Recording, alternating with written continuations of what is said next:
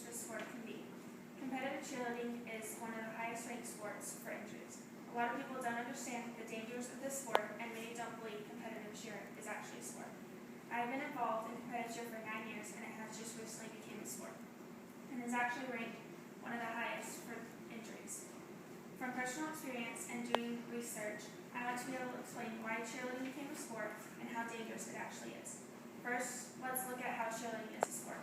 According to the dictionary definition of a sport, it is an activity involving physical exertion and skill in which an individual or team competes against another or other for entertainment.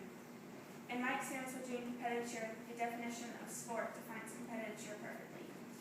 According to Sport Report, the International Cheer Union became a sport on April 31st, 2013. ESPN also recognizes cheerleading as a sport. Not only is competitive cheerleading a sport, but it is also very dangerous. Competitive cheer is ranked one of the most dangerous sports in the world.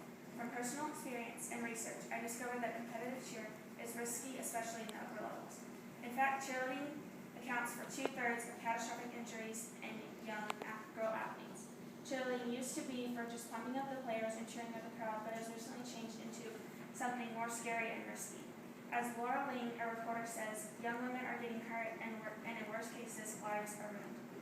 In competitive cheer, athletes have to push their bodies to limits that most people can only imagine. Competitive cheer, also known as all-star cheer, has advanced stunting and rigorous tumbling elements. If this skill are not performed the right way, there is a huge chance for injury. These athletes spend many hours at the gym practicing and conditioning. In all-star cheer, these athletes do not train for just one season like football or volleyball. They train year-round non-stop. These athletes have to use elements from other sports. They have to have the willpower and the strength of a football player, and the grace of a dancer, and the skill tumblings of a gymnast. In my own experience, a couple years back, we were at a competition in Six Flags, and we were waiting for awards, and the last couple teams were performing, and we all of a sudden hear an ambulance, and later we found out that a girl was thrown in a basket and was not caught and landed on her neck. And I don't know the condition or if she's still alive, but this just goes to show that cheerleading is a very dangerous sport if not done correctly. In conclusion, competitive cheer can be very dangerous and takes a lot of skill.